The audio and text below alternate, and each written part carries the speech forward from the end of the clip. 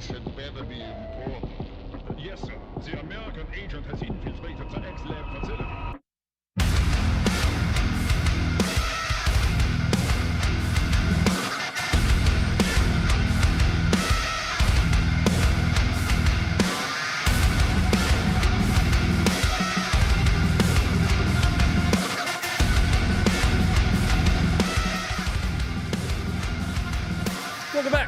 Welcome back to I'm Not Muted, the combat footage review show. My name's Ronnie. I'll be your host for another Friday evening of war from around the world. Hit the like button. Here we go. Where are you at? Put it in the chat. Welcome back.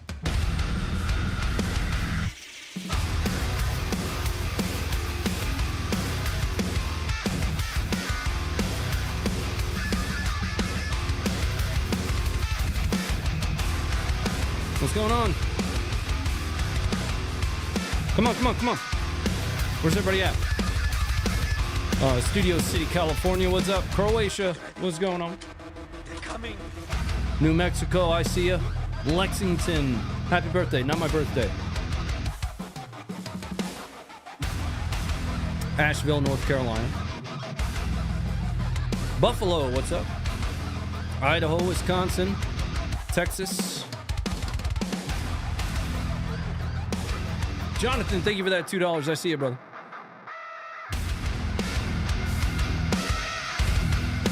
West by God, Virginia. I still don't know where my Funker cup is. So, this one is Air Force Special Operations School. Bakhmut. Weird. Lviv, what's up? Denmark, Mount Rushmore, Toronto, Canada, what's going on? Hey guys, welcome back. Happy Friday to you.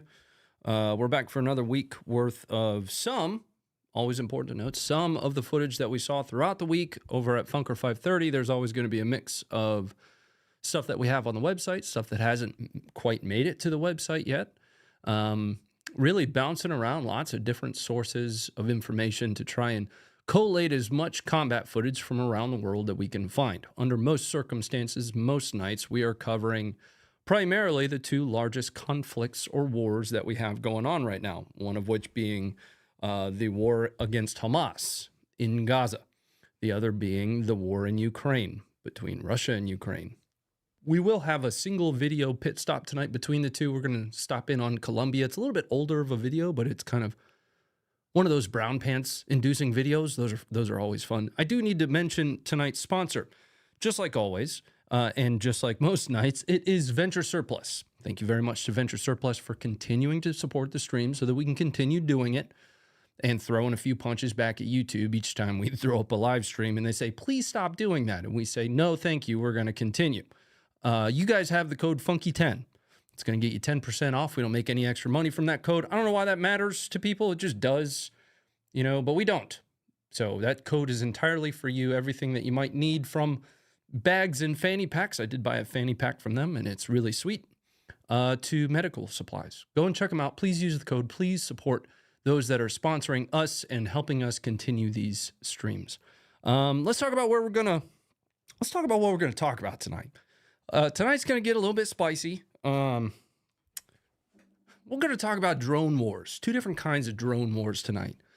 Talk about Skynet and some of the risks that were taken there, but we're also going to talk about the intersection of capabilities, and more specifically, actually, not capabilities, but platforms or systems, effectively drones taking over a system using two different systems, one that you're going to be a little bit more historically familiar with, being overtaken by robots. Anyway, that's kind of off the deep end, but we'll talk about that when we get there.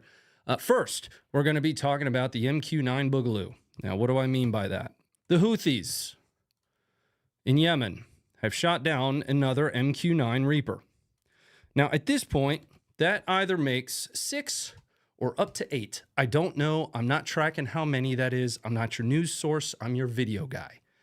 One way or another, each of these systems is like $30 million, right? So each time they shoot one of these MQ-9 Reaper drones out of the sky with whatever slingshot stuff they're using to do it. Typically, it is Iranian copy missiles, which is going to be the instance here. That's $30 million. So somewhere between $180 million and $240 million that has been lost over Yemen. Here is the footage.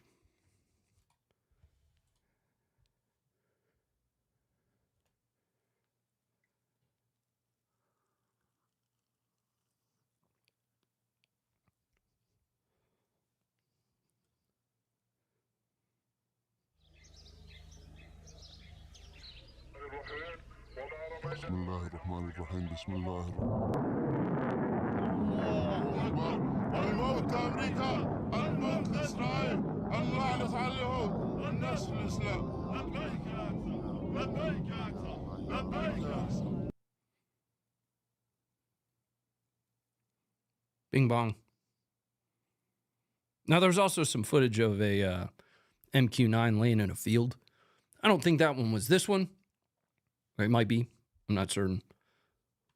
But this was one of the most recent videos that we saw of MQ-9s getting shot down. Now, not too long ago, actually, I want to say it was on the last stream, we talked about, and we didn't have video for this, but over the course of just 30 days, 3 in a row were taken out. Now, taking things a little bit of a step further in the Red Sea, there isn't any video of this, probably because it didn't happen. But the Houthis have claimed that they... as in response to some strikes that were taken by the U.S. and the U.K., that they struck the USS Eisenhower. Now, I'd like to take you guys. We're gonna do some deep dive investigation here, all on our own, and we're gonna head over to the captain of the Eisenhower to see how he is responding to this major incident that likely did not take place. Here's one of his latest tweets.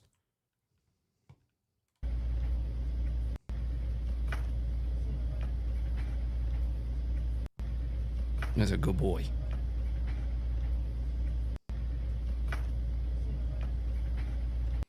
But it's not his latest tweet, Ronnie. What's his latest tweet?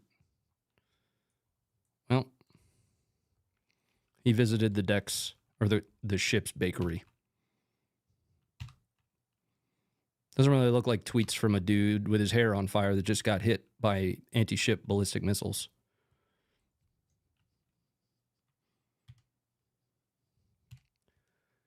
Very small likelihood that took place. Now, that doesn't necessarily mean they didn't try, but no evidence was produced of that. We'll keep an eye out for the video. It is something that's circulating the information web right now, or the information domain at the moment. Let's jump in. We're going to do a Tour de Gaza Militant. Now, what does that mean? And did you ask for this Tour de Gaza Militant? No, but you're going to get it anyway, unless you leave, and that's fine too. Typically, when we're watching footage come out of Gaza, or come, out of anywhere in Israel at the moment, it's Hamas. Well, there's actually quite a few. I intend on doing a dedicated video on this, but there's quite a few different militant organizations aligned against the political parties of the Palestinians. We're going to see individually a release from most of those tonight. The very first, it's going to be the Al-Quds Brigades. We're going to head to the map for this one, because I'm going to show you where it takes place. Pulling up Google Earth here. We're headed here.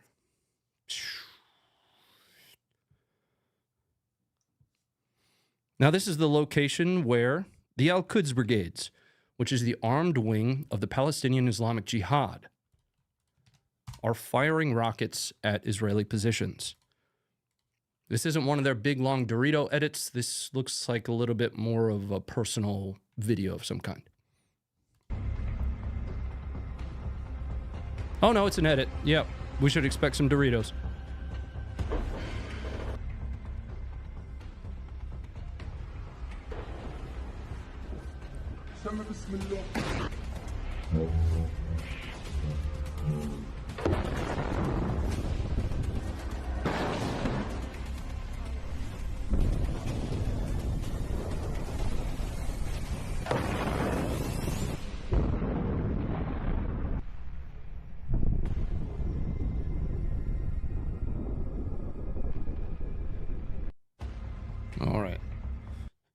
So that was the Al-Quds Brigades. Now they have a presence in both Gaza and the West Bank. Now we're going to be moving to the Mujahideen Brigades, where we're going to see them using Chinese Type 69 RPGs. This is where we're going to see that happen. And then between those locations, I'll have some other footage a little bit later on. So here and there are two entirely different militant factions releasing entirely different videos according to what the information domain would lead you to believe. But if they are operating in that close of proximity to one another, interconnection and interoperability between the two is going to be likely. All of these different organizations very much so do work together. There are times, however, that they don't and that they do fight each other. That might be for another video, though. That might be one of those videos that we do a deep dive. We haven't done one in a long time.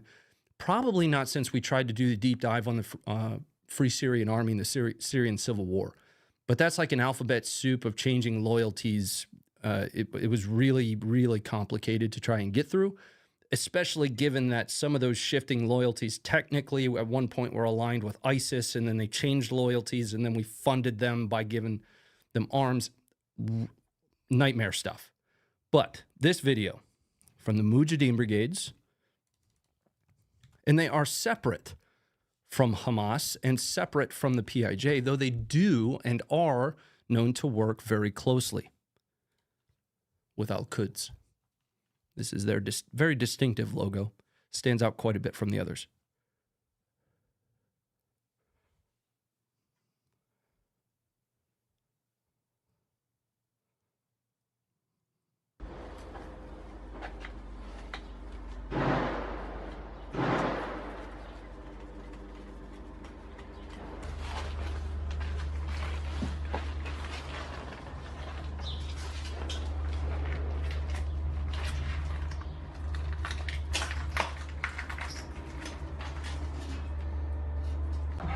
الحمد لله ربنا وفقنا اللهم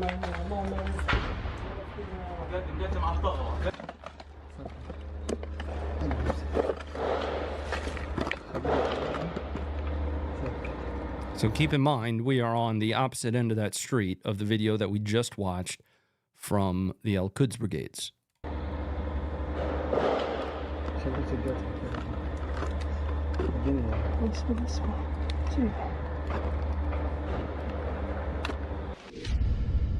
Blue Dorito. That's a Cool Ranch Dorito. Something that I'd like to note. Well, I'll note it. I've noted it before, but I'd like to reinforce it, right? There is some level of nesting when it comes to the editing of all of these videos, indicating some form of centralization from an information perspective of these releases. If these are all separate entities, that means that they are likely all sending these towards one funded and central editing team of some kind. Just something that's notable. I'm not trying to make a point with that. There's no punchline to it. Something to think about, though.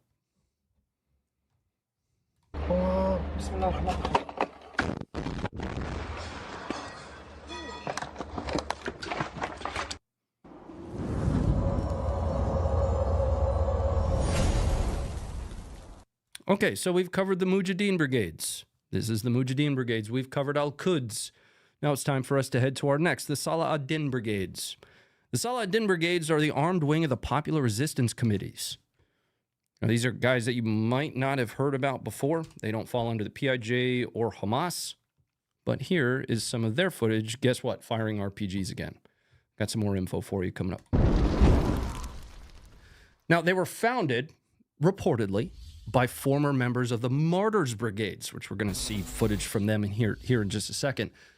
The Martyrs Brigades are the armed wing of Fatah, which is a political party in the second largest political party next to Hamas in Gaza. That's not a fishing pole that he's carrying.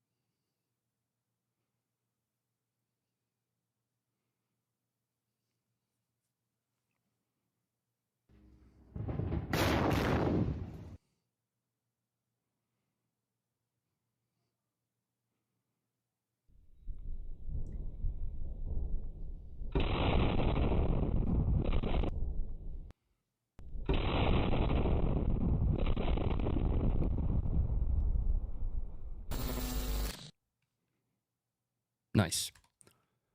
Whole lot of nothing there. Speaking of the Martyrs Brigades, again, the armed wing of Fatah. And, you know, forgive the pronunciation. Here's some footage of them. Guess what they're doing? They're firing RPGs. This time we see mortars, though.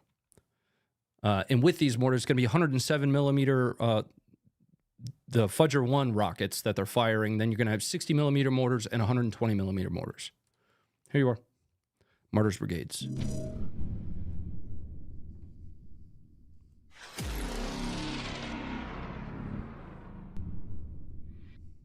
I have no idea what that says.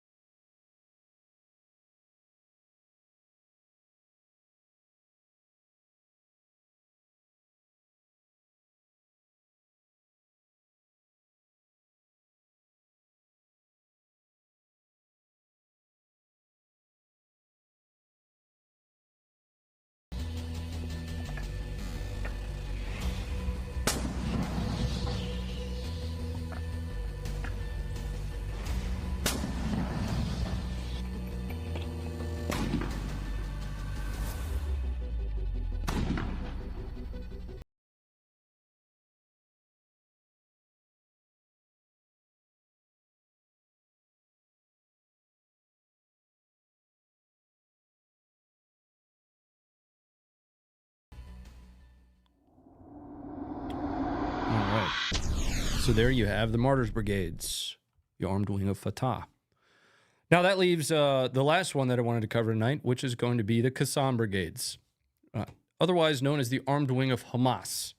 Once again, we're going to see more Chinese Type 69 RPG launchers. We're going to see Iranian-made AM-50s being used in this, the AM-50 being that bolt-action, really janky-looking sniper rifle that is presented as what's being used to make all of these generally ranged shots that we've seen in other footage. But anyway, here is the Qassam Brigades. Now this, I want to say, is in Rafah. Yeah, this footage is purported to be in Rafah.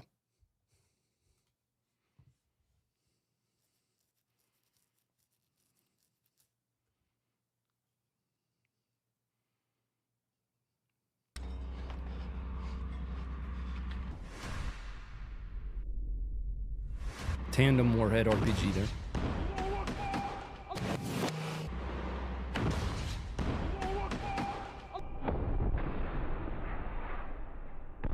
That looked like it might have missed.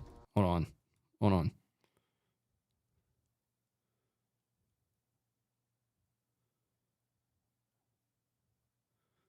on. Swing and a miss. Yeah. You're looking at one of either two things here. So the tank is over here, and the explosion happens here. You're either looking at the trophy system, the active protection system, engaging and destroying that rocket over here, or it hits and blows up right here. You can see how far off that is when you watch it slower.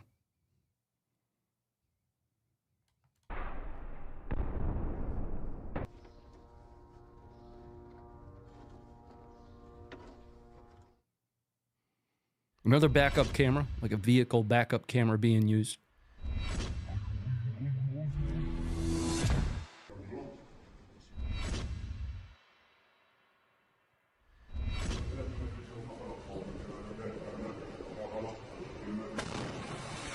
I don't know. There's the AM-50 there. The Iranian copy of the Stayer HS-50.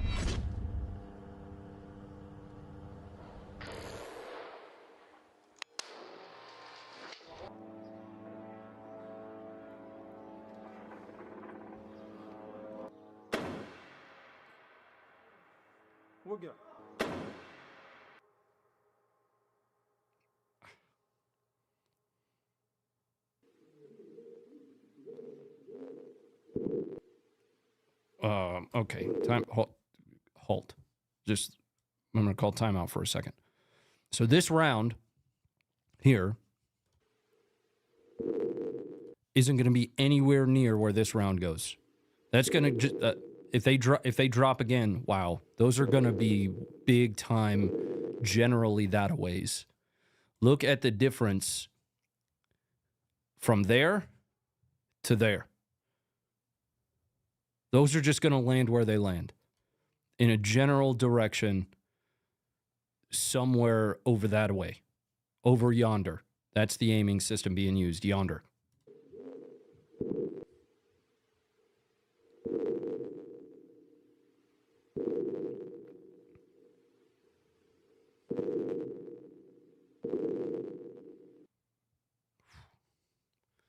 Yeehaw. Yeehaw. All right, let's bring it up. So that was a little bit of a tour de Gaza militant. And again, the reason I wanted to do that is oftentimes you'll see a news report or a video being shared. Hamas is doing this, that, or the other. And it's not always going to be Hamas. I mean, it's difficult to differentiate from a kit perspective, from a uniform perspective, from a mission perspective between each of these groups. But there are technically different groups out there. They all seem to have some form of a centralized support structure behind them. Most likely it's going to be Iran. I think that's more or less a foregone conclusion at this point. I do have one more video in this section. No, excuse me, 2 more videos in this section, and then we're going to get into a more general section of footage that I have from Israel. I wanted to show you guys this interesting video from this spot of a Matador being fired. Matador being a shoulder-fired launcher. These are going to be Israelis hitting this building with it. Very short video. Boof. I'm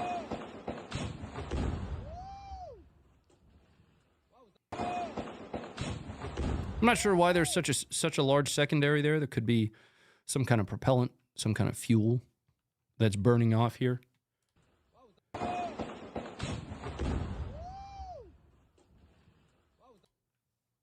But the Matador isn't what did this.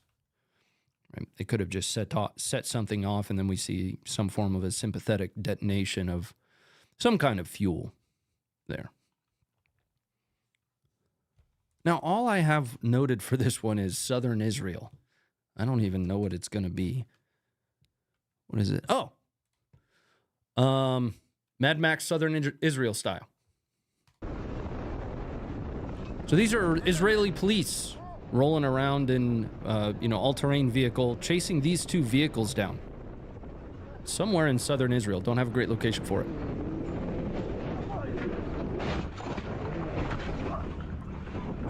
This is the best ad for that vehicle I have ever seen.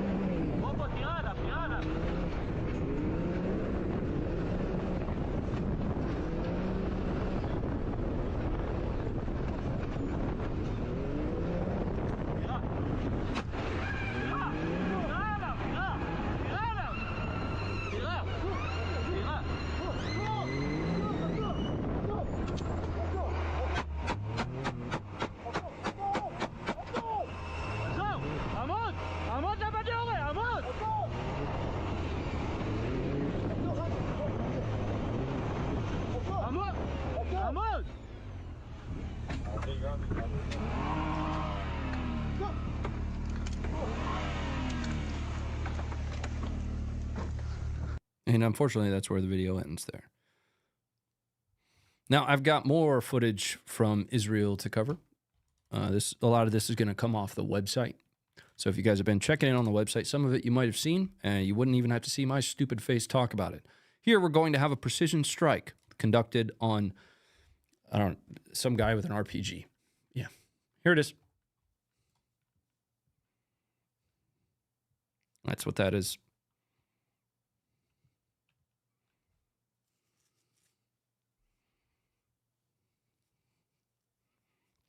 This next one's going to be a little bit spicy. Discretion's advised ahead of time. Let's bring it up. Let's talk about it for a second. Now, we've seen a lot of footage of the scenario that's about to play out. We're just going to see it play out a little bit differently. We've seen footage of Hamas one of these militant organizations in Gaza making their way via tunnels inside of security perimeters. And in placing IEDs next to Merkavas, next to armored personnel carriers, and doing so successfully. A friend of mine out there, shout out to Preston Stewart, brought up something very profound and that I've kind of alluded to in the past. Under most circumstances, just about any video that gets released has some form of a propaganda element to it. Any combat footage you're watching, it doesn't matter who published it, where it came from, it has a propaganda intent behind it. I don't care whose box that you're living in.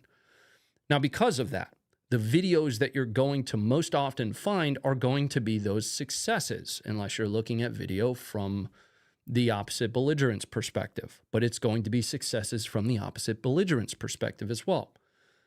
So when we see that footage of Hamas or Qassam brigades making their way into a security perimeter and placing those IEDs right next to Merkavas, and then unassing that spot successfully, those are the times that it worked.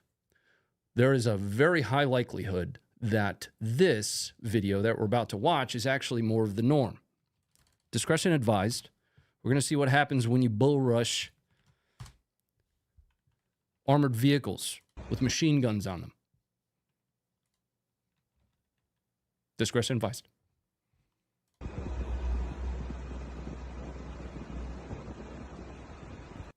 Pausing. He just dropped that IED right there.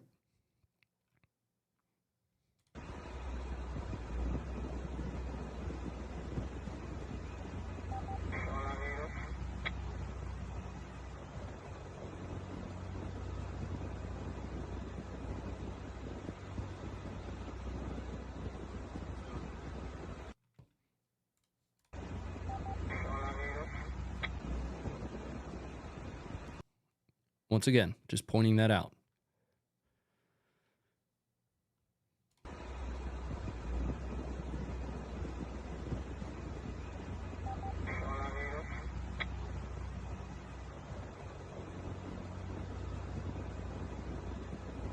All right, let's bring it back up. Again, it doesn't matter who's publishing the video. Once you understand that any published combat footage, whether it's the United States doing that on DVids, or if it's Ukraine or Russia, Hamas, the Houthis, it doesn't matter. It has propaganda value. It is intended to instill some emotion, whether that be a positive one, a negative one. It's all propaganda. Once you understand that, you're able to then look at each of these videos in a bit more of an objective light. Here's the next one that I wanted to show you. Drones. Drones, we've seen less drone footage from Gaza than I expected. There have been a few. One really early on, another one a couple weeks ago, which we actually didn't get a chance to review here on the show, but we're going to show you one tonight. This is from Hamas, dropping some form of ammunition down on top of Israelis that are on some form of a halt. We'll talk about it.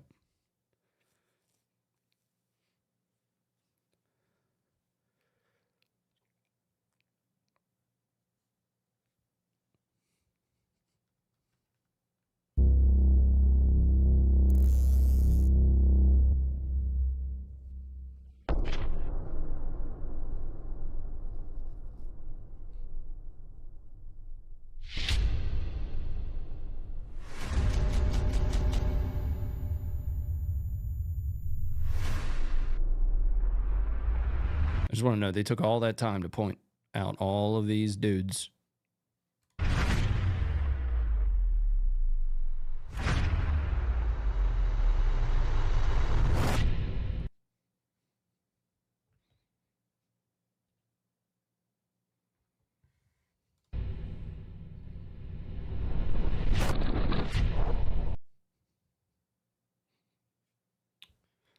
All right.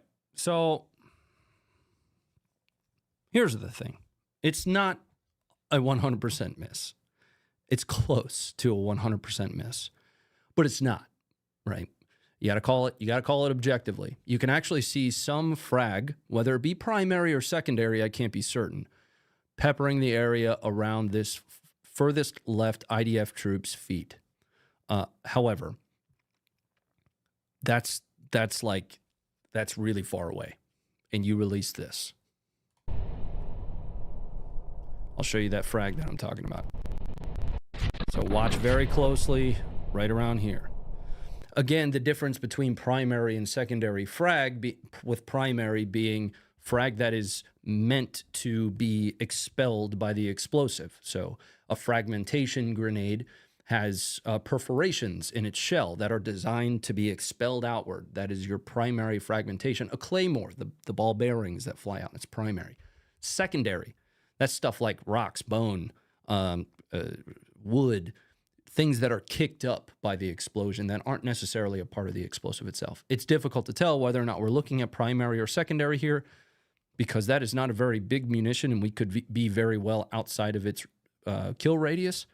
I'm not a BDA guy. I'm not an EOD guy. That's pretty far away. IDF got lucky here. We'll watch it one more time.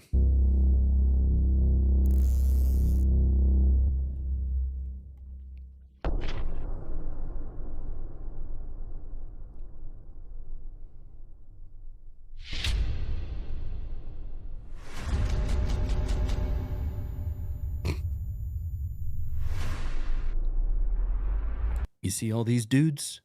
We're about to miss them.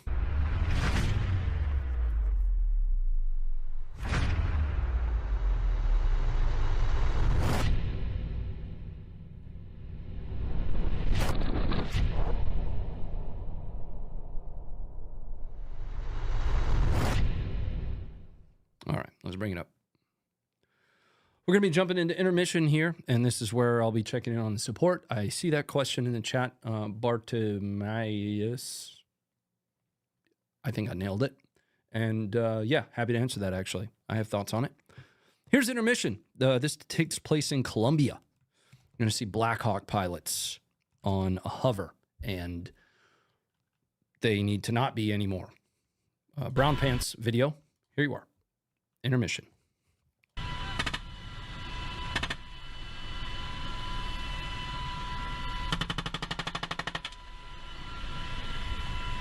Door gunner getting after it.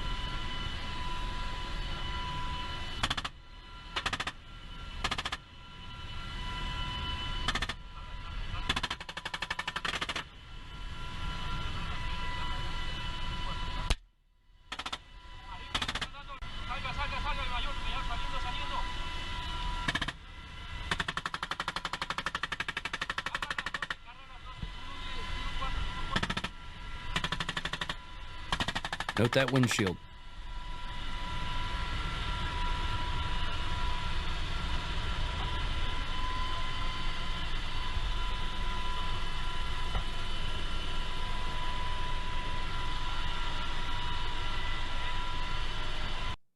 All right, let's bring it up, and I'm going to check in on the support, and thank you guys very much for it. Starting back at the beginning of the show tonight. Jonathan, thank you very much for the $2. Greetings, member, and welcome to Costco. I love you. Thanks very much for the $2. Jacob, thank you for the $5. May the shorts be short and the pink mist be chilled. Both are excessively so right now. Very much so. Thank you again for the $5. Demo, thank you for the 9 months at the beast level. Jonathan, thank you for the $10. Question: with the proliferation of videos in combat, if the U.S. engages in a near-peer war, do you expect that much video to be released from the USA? Wouldn't that go against her information warfare? I mean, Funker 530 was kind of founded with footage from the global war on terror. Yeah, of course, there are going to be policies to protect operation security, but our origins are in U.S. and allied nation footage, right? So I would still have an expectation that there would be plenty of that, especially with the proliferation of handheld phone cameras. In the earliest days of the GWAT, the best we had were those, shitty digital cameras. I'm sure you guys can think back to all of those, dope montages that used to get made from that footage. There's a lot of that footage still on the website. I mean, the website has 10,000 some odd individual combat clips. But I don't think that would be much different in a war with a, peer adversary. No. Thank you very much for the $10. Ton and Nicole, thanks for subscribing. And John, thank you for the $5. Both of those Arabic intros were asking for nudes.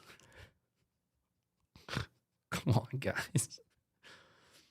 Velox, thank you for the $5. Appreciate you and the Funker, all that you and the Funker team do. Words are hard. Happy birthday. It's not my birthday, but thank you very much for the $5.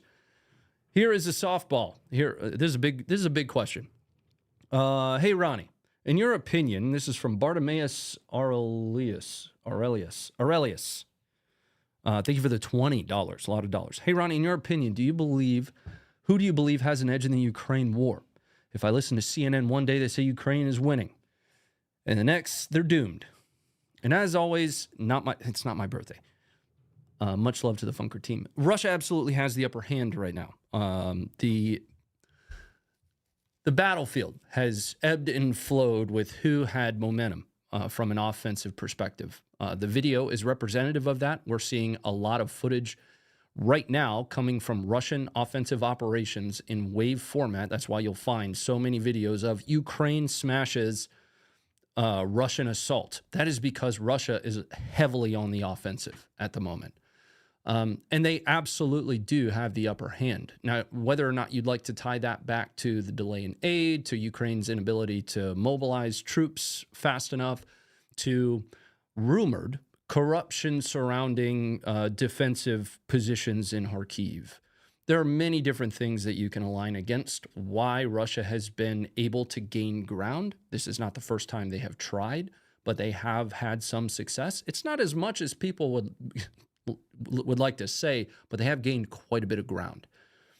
I want to say the last time I measured the Ukrainian counteroffensive, they had gained back somewhere around 520 square kilometers worth of ground. I haven't yet done that in a little while, and I should probably go back and do that because I think that would be a very interesting comparison to make based on these offensive operations that Russia has really been taking in the east and in the north. How much ground truly, based on the most objective sources I could find, Russia has gained, and then compare that to Ukraine's counteroffensive. In the information domain, Ukraine's counteroffensive was very unsuccessful, but they did actually gain quite a bit of ground. Some of that has been lost, though, specifically around the areas of Bakhmut. I hope that answers your question. But if you were asking me to throw a dart at a dartboard and answer that, I would say Russia has the momentum right now. Absolutely. Mr. Zoidberg, thank you very much for the 469. Just want to say thanks for doing a great job and keep it up. Greetings from Sweden. Thanks very much for the 469. We're actually going to be jumping in and seeing some footage from Ukraine now. We're starting in Lipsy. We're going to see footage of Ukrainians in a trench. This is in Kharkiv, and I guess I can just bring that up for you just to give you a better understanding of where that is. TSI. Kharkiv Oblast. Oh, I should be doing this on the other map. Oh, I'm sorry.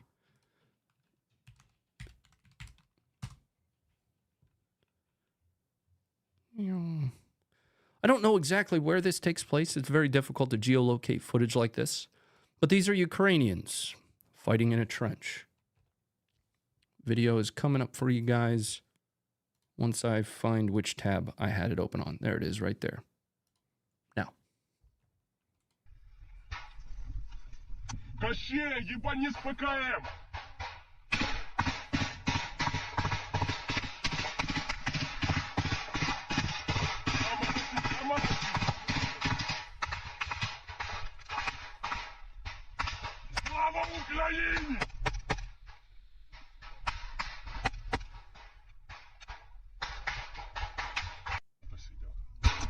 All right.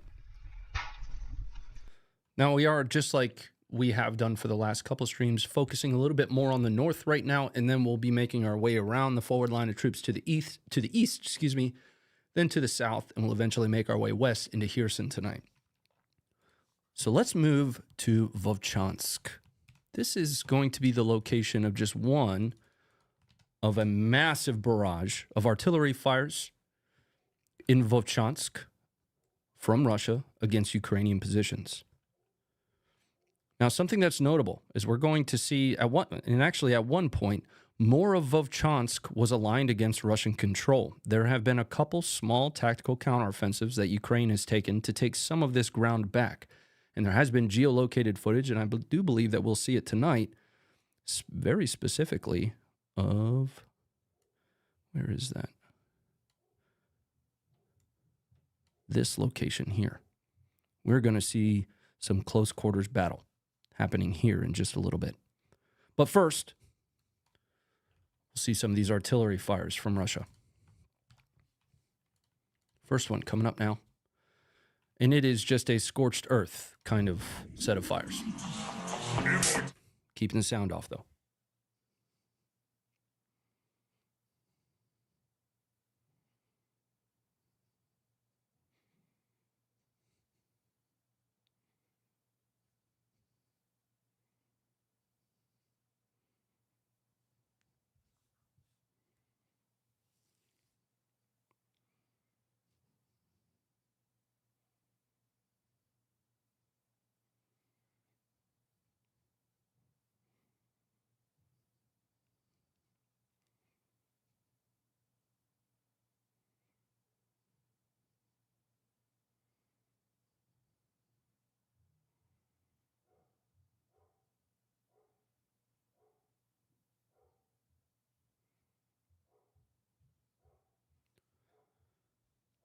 Note the bridge being specifically focused on there. We'll see another shot of a bridge being taken out here in a little bit. Off to the east of Vovchansk. Let's bring it up.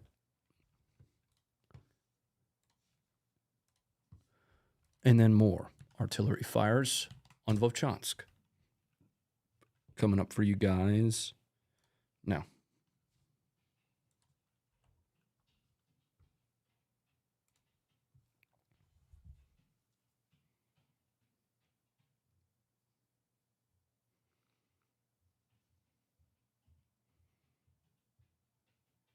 Big boom there.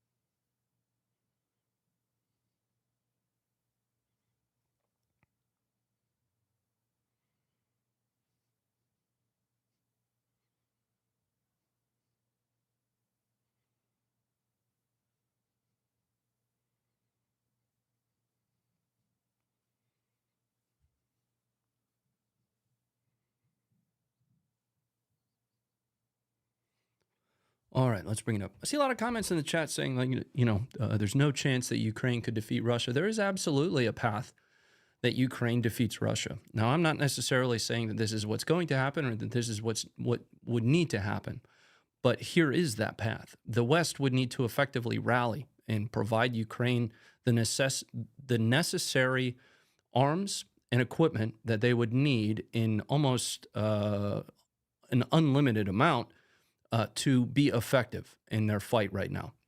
Russia, just using artillery as an example, Russia currently expends, if I'm not mistaken, something like 10,000 shells a day or a week.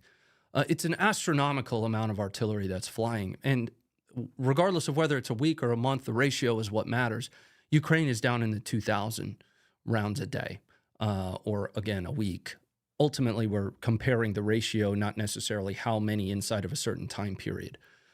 But that would ultimately be the path, right? Is rather than the political back and forth, the West in its entirety would need to rally kind of outside of the threats of Russia and their fear-mongering, because that's ultimately, Russia does and has always used a lot of fear in their information warfare campaigns to really sow I shouldn't say confusion, to delay American or Western support, ultimately backed by very little. There have been a lot of Russian red lines that have been crossed that were arbitrarily set by Putin and the rest of the Russian team over there, everything from tanks to ATACMS to the most recent red line that was actually set by the United States, and then Russia just kind of tacked on behind it. The United States has historically told Ukraine that they can't use long-range Western-provided or United States-provided munitions to strike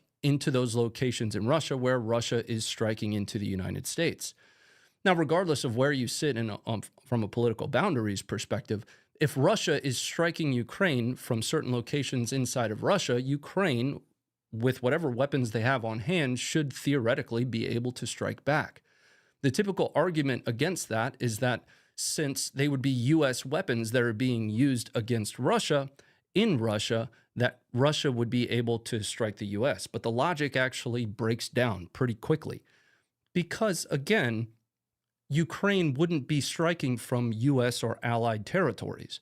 They would be striking from in Ukraine with U.S. weapons against Russian positions that were being used to actively strike Ukrainian territory.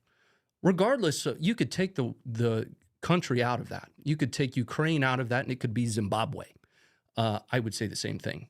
It is a breakdown in the logic to believe otherwise, and it isn't really defensible on the global stage to say that Russia could then target the United States or any allies because Ukraine's not targeting Russia from United States or allied positions.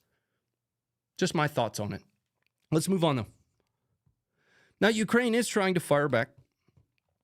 They're having to be a little bit more strategic with their targeting, though. This is a great example of that. There is a very large district court building right in the center of Vovchansk. I could show it to you guys in a second. There is footage of Russians using this as some form of a command post. I want to say it's actually photos. Well, Ukraine removed it.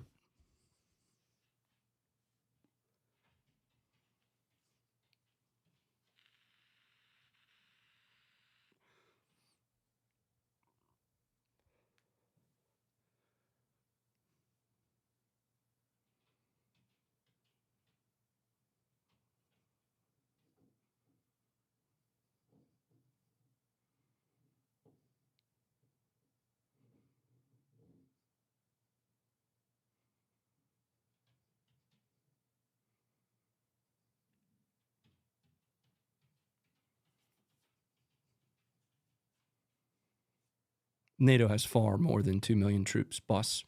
That's a quick Google search away for you, big dog. Here is the location of that, just to give you some understanding of how the control maps don't always necessarily dictate control. That was the building that was just removed there, just outside of the quote-unquote Russian control area. So I always look at these with a big grain of salt. Rather than block by block, look at it generally. Temporarily closed. Well, I'm sure it is. Now, some close combat here. Very close, in fact. I shouldn't have left the map. We're going right here. I showed it to you earlier. Well, not there. It's these two buildings. You're going to see Russians hold up right around here and Ukrainians in this courtyard, and they're going to be exchanging frags. Now, eventually, what's going to happen is Ukraine is going to close this distance between these two buildings and clear. Here is the footage. This one was put up by Cam. I can't recommend Cam's write-ups enough.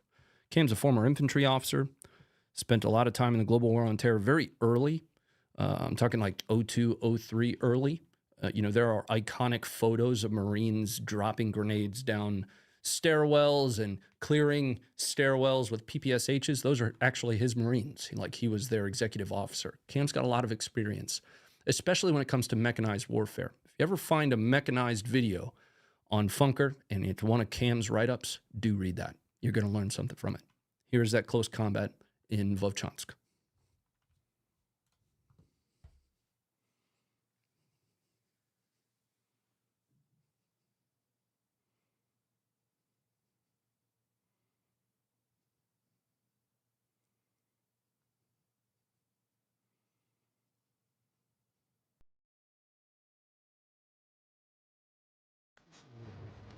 I'm going to go ahead and play the audio because there is combat audio in it. Oh, I had the locations backwards, but same.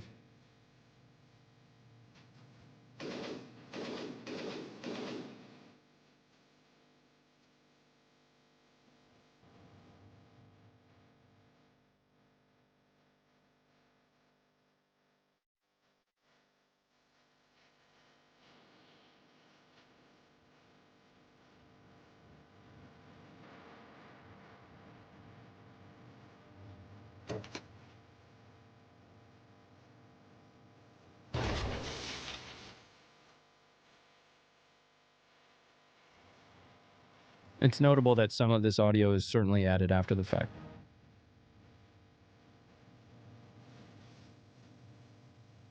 Matter of fact, because of that, we're just going to turn the audio off.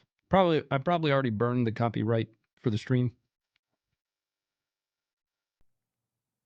You just dumped that frag in the window or through the door there.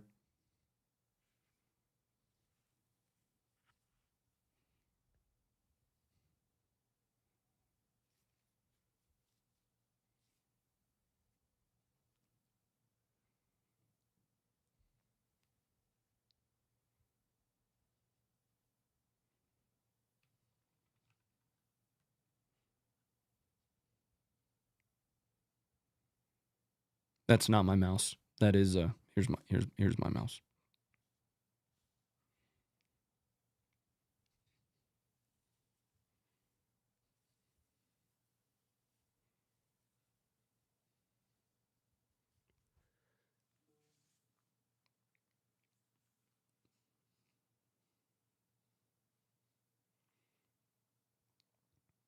So we just saw one of the wounded Russians making their way into that house. And that's, once again, not my mouse. And then presumably maybe another grenade went in.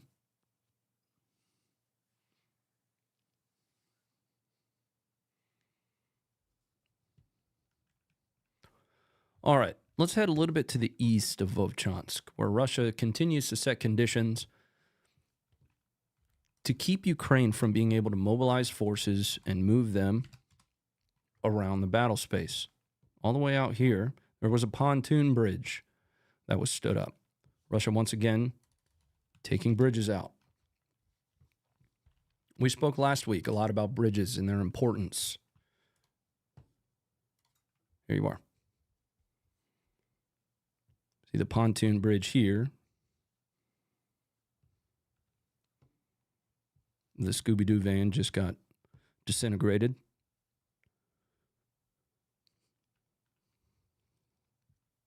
And now the bridge is next.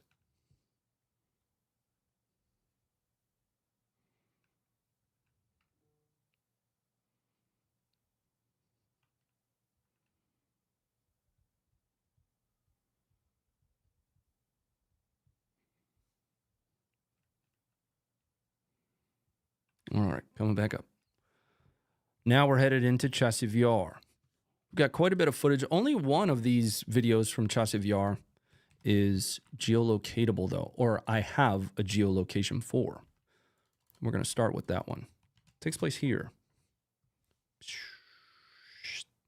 Another one of those major offensive locations for Russia, this purple being the area that has been gained by Russia. I don't fully know when under what time period, but it's safe to presume that most of this is going to be within the past couple months under what has been kind of labeled the Russian winter offensive of 23-24. Now, this is one of those assaults that I mentioned because Russia is on the front foot right now and Ukraine on something of the back foot, especially given Russia's standard historical tactic of leveraging their capability, and that capability being resources. You can't say that this isn't happening on one hand, and then on the other hand, say Russia has so many men. They are throwing wave after wave against Ukraine. From a manpower resource perspective, that is massively lopsided. So again, on the one hand, you can't say Russia has men for days and resources for days. And then on the other, say that Russia isn't losing wave after wave of personnel while still gaining ground. That's what's going to happen here. This is a video from Kraken of one of those Russian offensives. You're going to see multiple tanks get hit by everything from mines to what appears to be artillery. Here you are.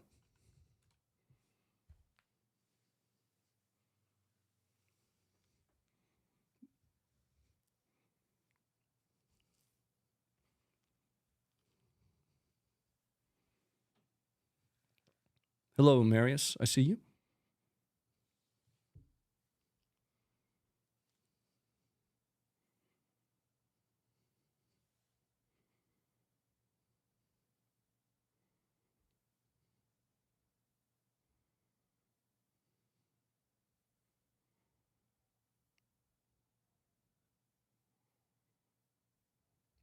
See those impacts that you see back there? Those are probably artillery.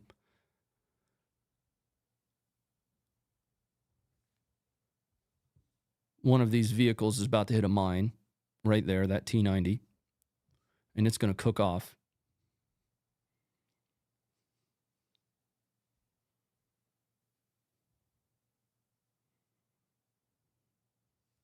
You can see dismounts, the crew, more than likely, getting out of that vehicle. And then these other vehicles are going to kind of nope the heck out of there. So this assault specifically was turned around.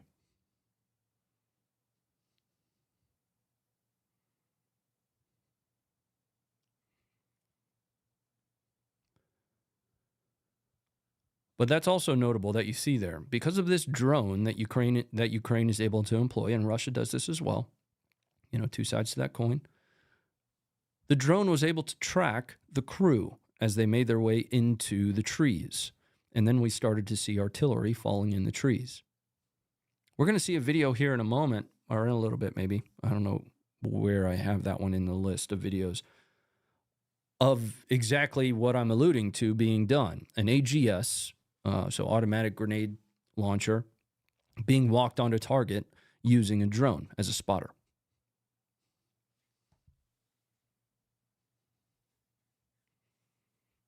There's that same T-90 continuing to cook off.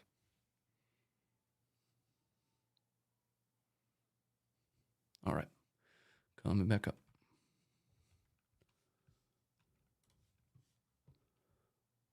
Now, this is somewhere as well in Chasiv Yar. I don't know exactly where it is. It could probably be geolocated by somebody that's just a little bit more experienced in it. But you're going to see an evac of a wounded Ukrainian on an ATV. Now, there is an interesting aspect to this video that I'm going to leave for the video, and we'll talk about it. Here you are.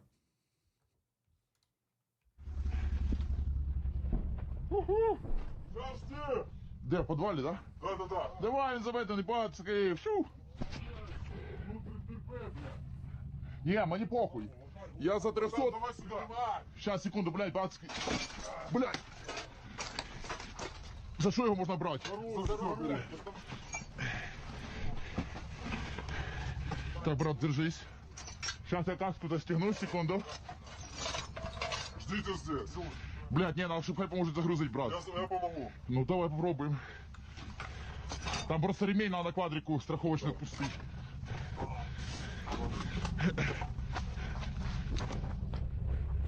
Блядь, кроссовок. На него. Сука, FPV.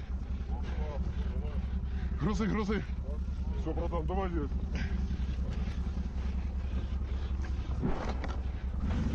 Брат, держись!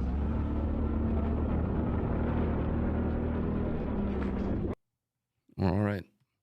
Let's bring it back up. Now I've got, oh, there was a note there. Did you notice it? Did you notice on the ATV? Let's go back. I was actually looking something up. Even down to the small ATV that we have here, you have jammers of some kind. Drones, from a decision-making perspective, are changing the battlefield, and we are starting to see them employed all the way down at the individual level. Well, countermeasures deployed. We're going to talk here in a little bit about another video, though. Another video that's going to raise the question on whether or not the drone is taking the place of the human system for certain jobs. We'll see that one in just a second. But we've got more from Chasiv Yar to get through. This is going to be TOS 1A fire. Russian on Chasiv Yar. These are thermobaric munitions. Let's take it down.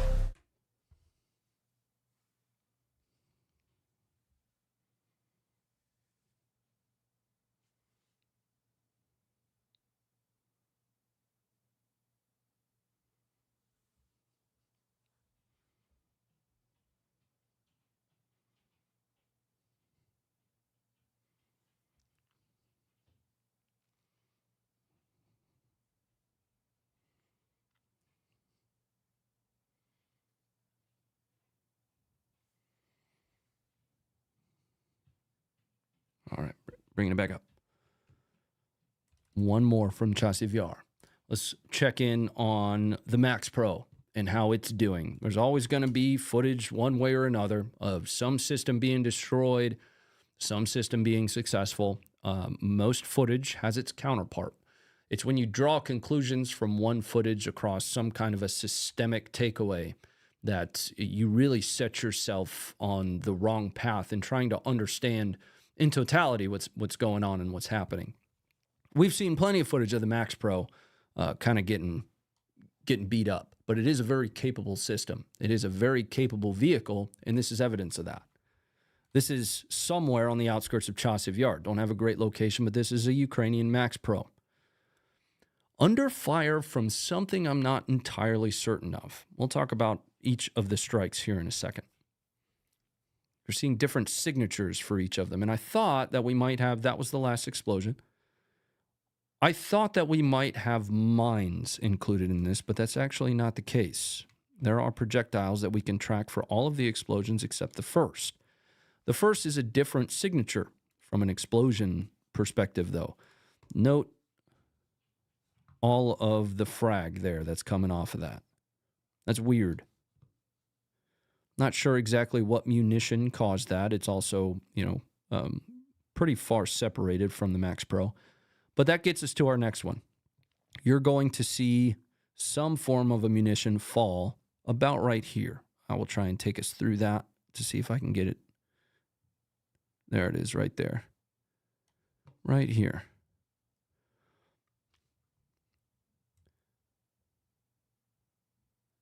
And there it is again there. So it's falling right here. And it lands just in front of that front tire. I thought that it might be a drone drop, but the signature of it, it's moving a little bit too fast. That's moving pretty quickly. And it has this same image signature as this next one, which is not going to come from the top down.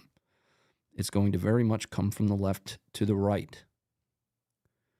You can just barely catch this one, and you'll miss it if you aren't looking for it. It's actually right here.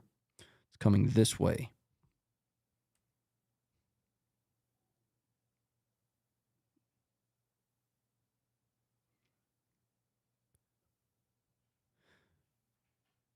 Again, not entirely sure what kind of munition we're looking at here. I don't know why I'm being so overly analytical about this one. It's odd to me. It's not a Lancet.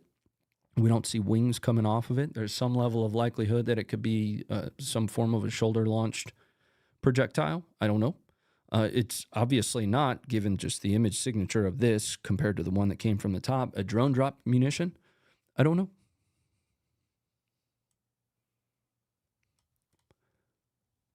But licking and ticking here. It's still moving.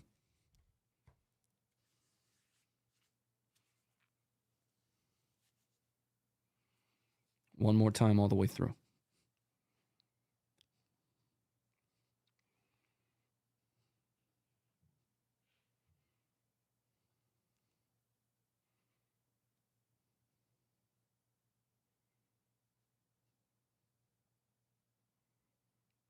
Mortar? Maybe. It's very accurate for mortar fire, though. Very accurate. So unless these are some of those newfangled, like laser-guided mortars, which, you know, I know Israel has those. I don't know from, you know, a small mortar perspective, or at least the size of those projectiles. Would that probably be, let's see, Soviets running the 82s, or are we running the 82s and they're running the 81s? Sometimes I get that mixed up. It's somewhere around 80 millimeters. I don't know. I just thought it was interesting. That's my job, to look at video and try and glean as much context from it as possible. Let's move, though. I've got some older footage here. Now, this is another one of those instances where I kind of nerded out on the video for a little bit and did my own geolocation for it, which turned out to be correct, and I was super excited about it. Let me show you the footage, though, because it's some pretty wild footage to watch. You're seeing an Abrams putting rounds on the Avdiivka plant, approximately 3,000 meters away.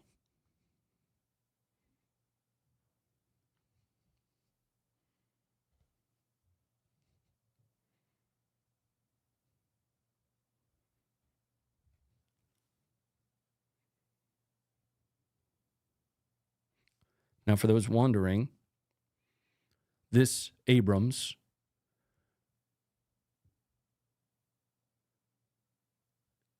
is firing from Berdichi.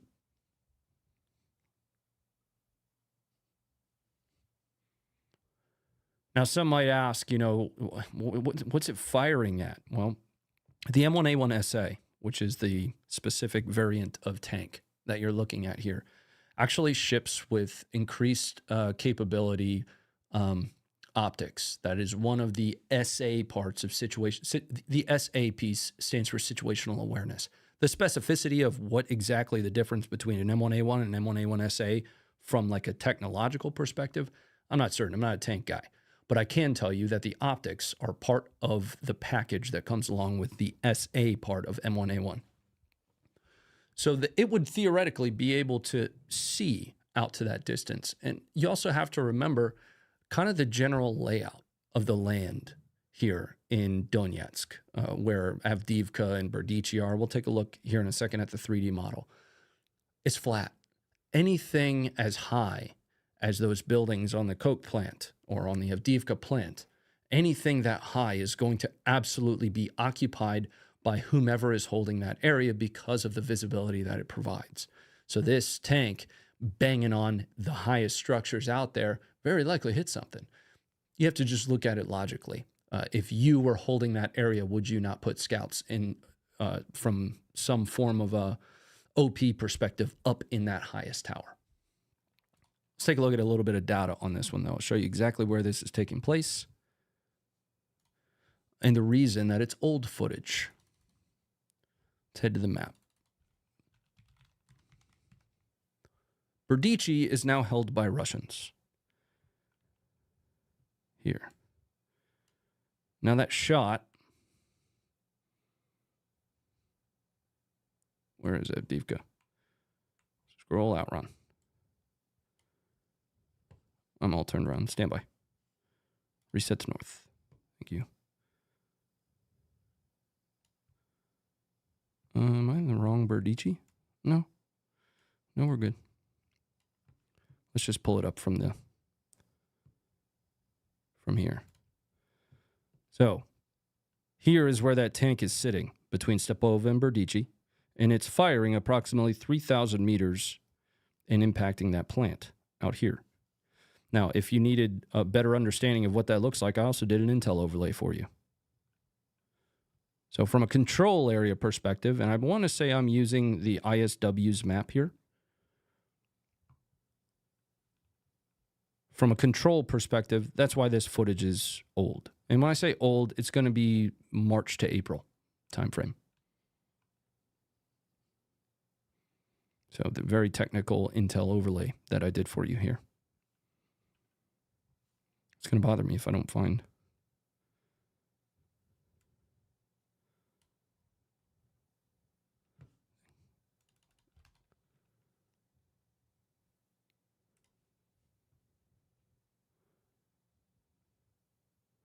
Where is Stepova? When do I see Stepova here?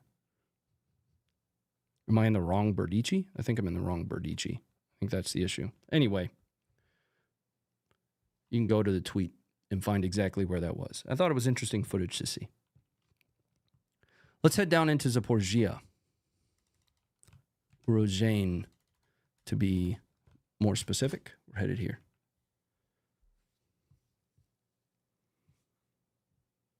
This is going to be another one of those wave assaults that's being stopped by Ukraine.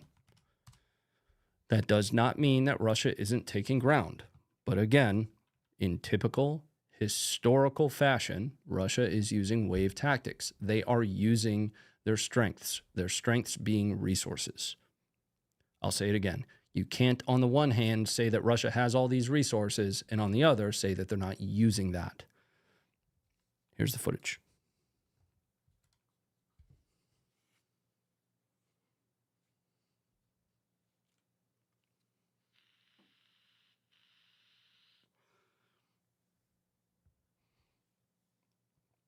3,000 meters max range of an Abrams? No. No, technically, the max elevated range is somewhere around like 16,000 if you just cant the gun upward and just send it. But from like an effective point target range, somewhere between 3 and 4. I reached out to a buddy of mine on that, and I have the sound turned off because, once again, we have music. I reached out to a buddy of mine, who's a former tank commander, and kind of chatted with him about it for a few seconds. One of the standout items from that video was, generally speaking, the crew, right? So you can almost measure the capability of the crew by the time between shots. The time between each of the shots is about 10 seconds. So that's going to be target identified, loader loads around, gunner gets on, gunner fires, target identified, loader, etc., and so on and so forth. The United States trains our gunners and loaders, or excuse me, our loaders, to be sub 7 second. I'm going to ask you guys in the chat, why do you think we train for a sub 7 second reload in the Abrams?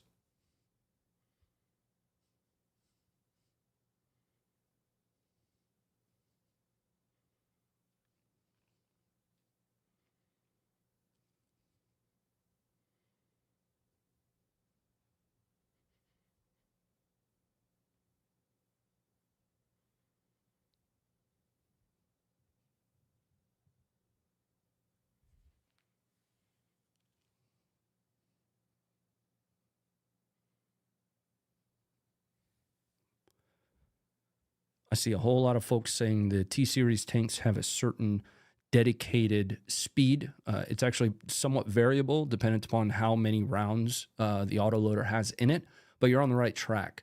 On average, somewhere between 7 and 10 seconds or so is about how fast the T-Series tanks can load with the autoloader. We train our troops, and 7 seconds is just the standard. That doesn't necessarily mean you're a good loader. I've got a couple buddies that were tankers, and if their loaders weren't doing sub 4s, they got remedial training. A good loader is hitting somewhere around the 3.5 second mark for loading around. But it's also going to vary dependent upon which round you're loading. Each of them having a little bit different, or in some cases quite a bit different weight too. So you're kind of slinging that stuff around inside of there. All right, let's move on to the next video. This is going to be right across the water there. So we were just in Urozhain, and we're going to head to Staromayorsk. Let's head to the map. So Urozhain and the assault that was taking place, probably stopped by the 58th Motorized. but then another in Staromayorsk, specifically here. This is going to be, I don't like a Russian dirt bike squad or something. We're going to see another one, a little bit more clear footage of something like this, but they're riding around on motorcycles. And, well, they get found out. Here is the footage.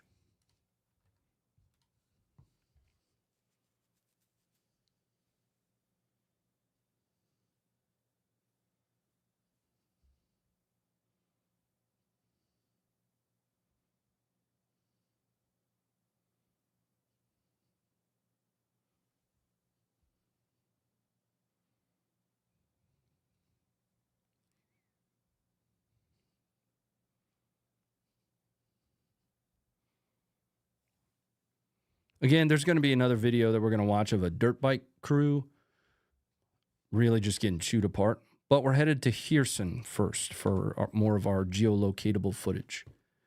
We're going to go here. That was far. Where Russian provided footage, produced footage, I guess, tracks what they claim to be a team of Ukrainians loading into this house. Then from across the water, we're going to watch an anti-tank guided missile be fired at that Ukrainian team. Well, at the house, at least. Here is the footage coming up for you.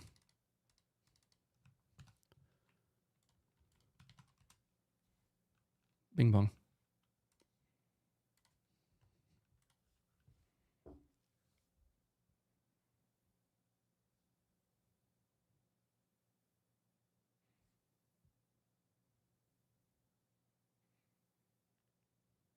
Now, the uniforms, quote unquote, are a little bit interesting to me here. Look like very non-standard type uniforms. All black almost, a couple white headscarves there. This looks like it could be a woman right out of the gate. Maybe. What's going on with my mouse here? Stop it.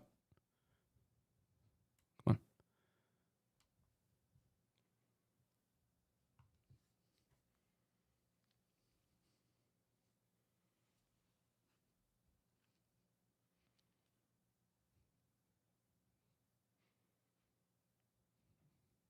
on. And there comes that ATGM.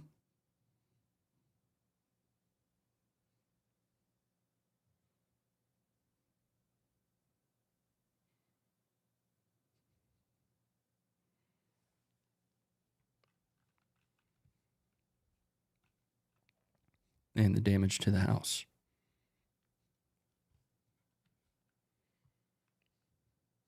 All right. Now, on the opposite side of the river, we are headed to this location. Here. We're going to watch a reciprocal strike with FPV drones, where Russians were occupying that house and Ukrainians started hitting it with FPV drones. Here's the footage.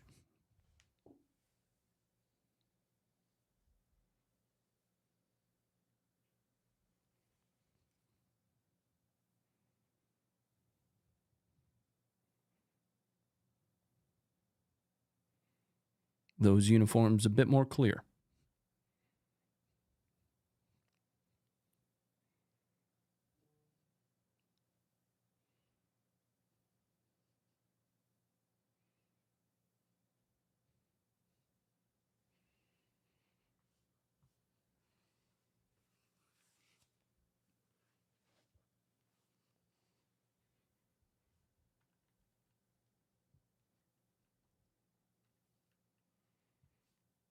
All right, coming up.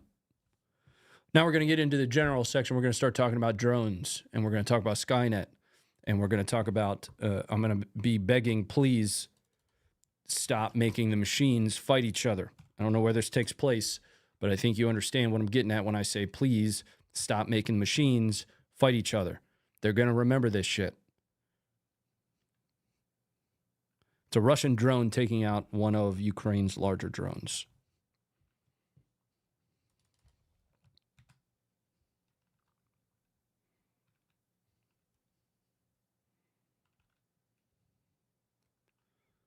But I'm not kidding. If we could, please stop making the machines fight each other, even in the water.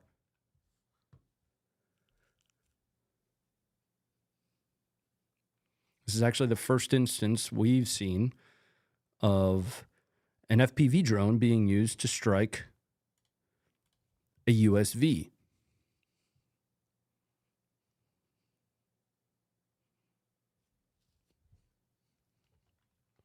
Anyway, I technically have a location for this one. It's, of course, going to be Crimea with the last one as well. But here's more boat drone stuff.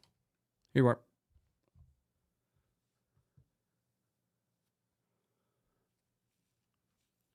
Now, the information that I have here, which might not necessarily be correct, and you guys are always welcome to correct anything that I say. The information that I have here is that this strike, or this series of strikes, took place in Kornomorsk, which is a port city on the northwest of Crimea. I could show it to you on the map. But it's going to show some of these USVs, being targeted by Russian rotary, which you just saw, but making their way into the port and finding their way home.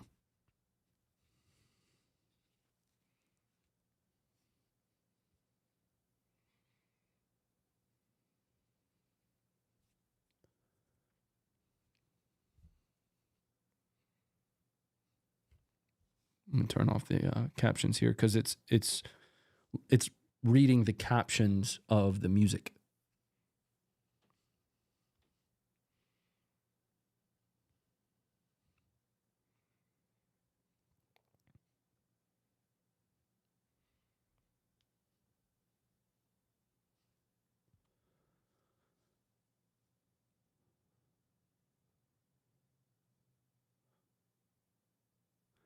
Now, the battle for the Black Sea is one that Ukraine has actually arguably had the most success in. It has forced the Black Sea fleet more or less out of the Black Sea, further down into, Novorossiysk, if you will, just primarily using ATACMS and the Harpoon, along with these USVs. These unmanned surface vessels.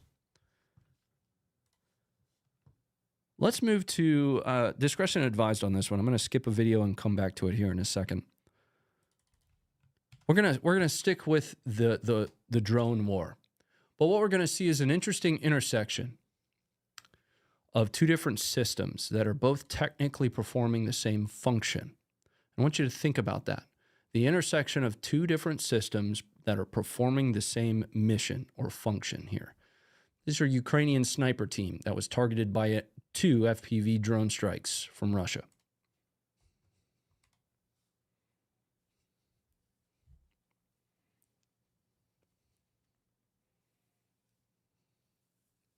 When I say they're each performing the same mission, you're looking at some form of like a long-range surveillance, a long-range prosecution of targets capability here. Technically speaking, this is an intersection of those two very different systems, one being the human on the ground, another being the robot operated by a human behind the line.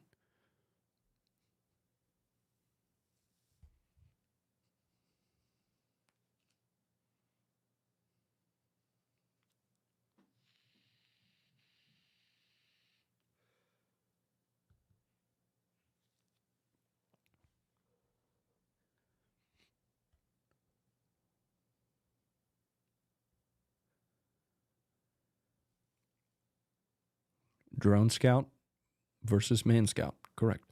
There is still, of course, the human element behind the operator of the drone. But from that prosecution of the mission, from that execution of the mission, it is the robot truly executing that on the ground rather than the human. And it is more or less the exact same mission. Whether they were painting targets, which is being done quite often by drones, or taking out a target, which is being done. We've seen a couple examples of that. You're seeing kind of the future and the removal of humans from a role. that scout role, the LRS type role. Some will make the argument that you shouldn't do that. There was a question that was posed on Twitter when we published this one and said, what's the countermeasure to this? Well, if you want to look at it brass facts, the countermeasure is man-portable, some form of electronic warfare capability that jams the drone's receivers. But on the flip side, the counter to it is probably embracing it, embracing the fact that drones are replacing forward scouts. Let's move on. Speaking of forward scouts, a Ukrainian AGS team using a drone to walk their rounds on target here.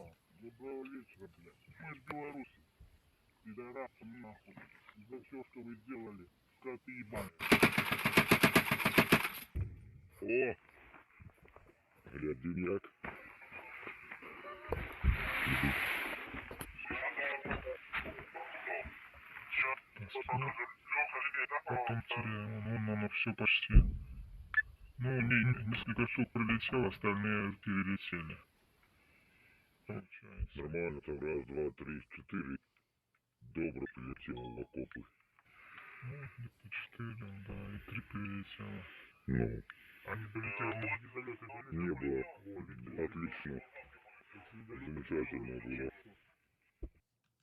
All right, coming up. We're going to stay with drones. We've got the majority of the footage that I have remaining is going to be variation of drone footage. And that's just something that's so prevalent right now. We have that dirt bike team that I mentioned. Discretion advised on this one. This is a Russian dirt bike team and very high definition that is having a really difficult time getting away from FPV drones.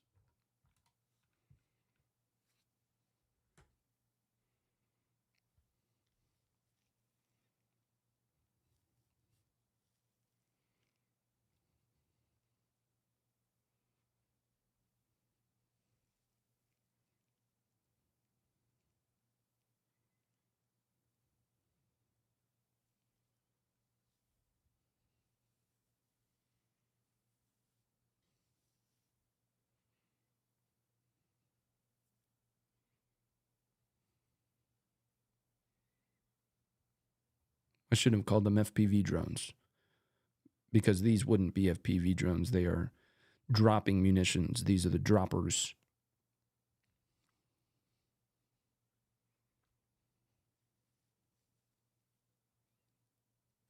I did give you a discretion advised on this one.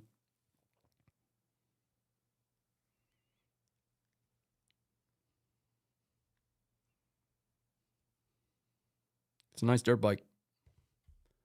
All right. Make sure I didn't skip another one here. Okay, so at the end of the day, the best that you can do if you don't have some of the more advanced capabilities and you don't have a shotgun is you could try and engage it with your rifle, which isn't always going to be successful. Here you are.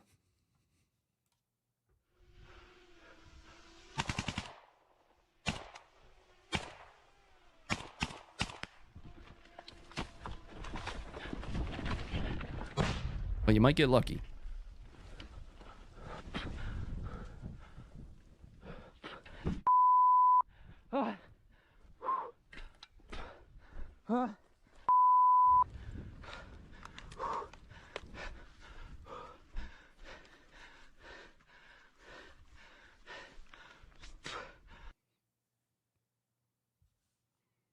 Just look at that.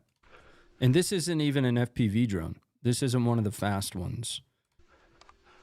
This is one of the droppers. It's hovering right now. It's like a DJI.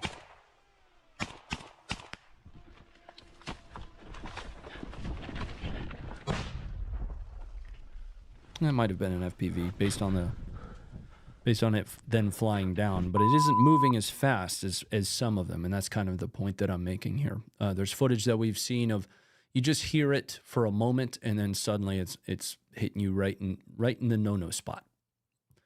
You know, the common thing to say is just give everybody a shotgun. And while a shotgun can be effective, and there was video not too long ago of a Russian using a really long-barreled over-under to engage one successfully, that ultimately needs to be a last resort. From a global scale perspective, a defense in depth set of mitigations is what's necessary. Permanent, semi-permanent, all the way down to the team level. And there is actually quite a bit. I think a lot of people are concerned that the lessons aren't being taken from this. And I still really do need to go back and do that dedicated video on some of the capabilities that are being developed by the U.S. that they have released, at least, because that's exactly what they are, is a defense in depth type countermeasure system. Permanent being a very large bubble, semi-permanent, stuff that's going to be employed on vehicles, stuff like that, all the way down to like man packs, and then even certain optics that are being tested and have been very effective in firing for the soldier as the soldier's aiming up at whatever drone or object it is they're trying to hit, with some form of a equation inside of it of when the exact perfect moment to fire would be. I have one last video for you before we do the last video of the night. This is, I don't have a great location for this, but this is an interesting one. I'll talk through it as we're going through here. This is a T-90 that got stuck in a glide bomb crater. So right now the tank's technically fine. It's stuck in the crater and its crew is getting out of it at the moment. So this is a member of the crew here.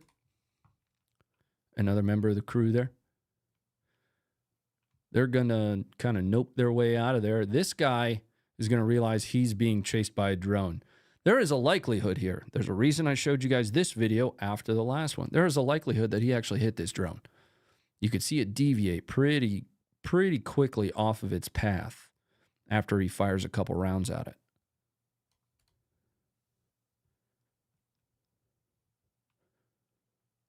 Now, he probably ate a little bit of frag.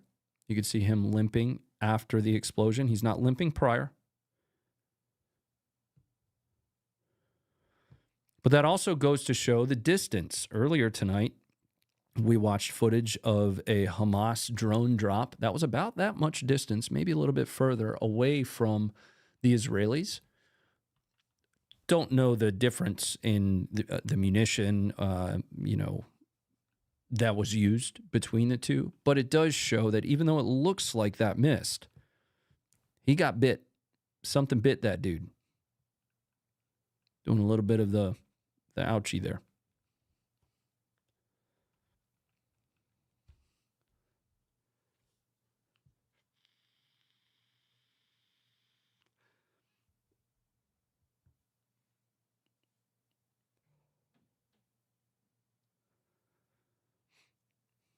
That is a T-90, T-90M, that elongated turret.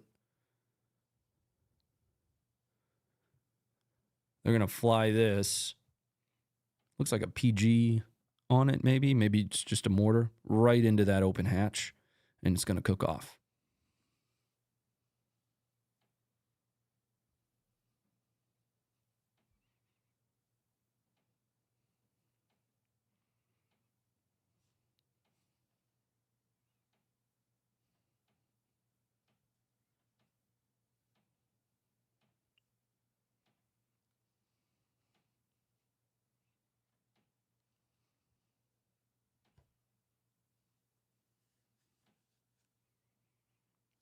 There's just a little bit of irony here because this is reported to be a UMPK glide bomb crater, which will be Russian, that the T-90 got stuck in the crater from a Russian bomb, and then it is destroyed by Ukrainian drones.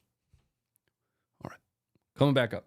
All right, guys, I have one more video for you. We'll get to that when we get to it here in just a second. Thank you guys very much for being here. I need to check in on the support. Scary Twig, thanks for the sub. John, thank you for the $3. Believe the Ukrainian USVs are called Sea Babies. Yeah, that is the name that the Ukrainians have given their unmanned surface vehicles. James, thank you for the sub. DK, thank you for the $10. Sub 7 second is cool, but Hector's going to be running 3 Honda Civics with spoon engines. Yeah. Yeah. Thanks very much for the $10.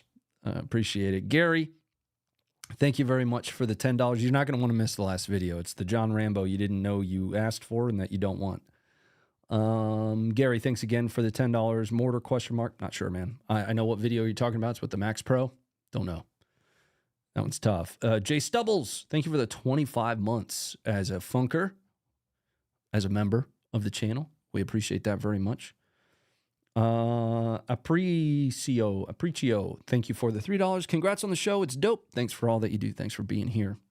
The show's free. The stream's free.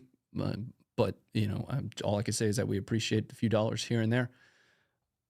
It's always awesome. All right, guys. That'll be it for tonight. Please do go check out, even if you don't intend to buy anything, you might find something that you're interested in. Go check out our sponsor, Venture Surplus. Use the code FUNKY10 to get yourself 10% off. That 10% is for you. Put it back in your pocket. Extra tank of gas, extra box of ammo, whatever it is that you want to do with that 10% that you get off. But that is a code just for you, not for us. We don't make any money when you use it. One more video for you. This is the John Rambo that you didn't ask for, and you didn't know that you don't need.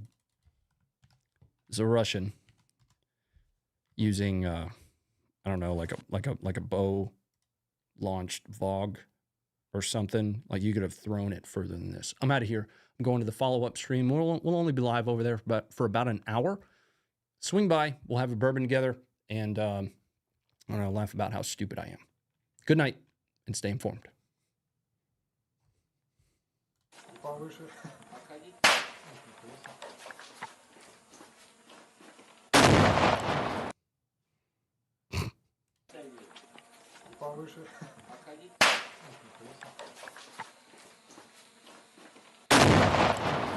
Like, you could have thrown that further than that. No. Hold on. I want to watch it again.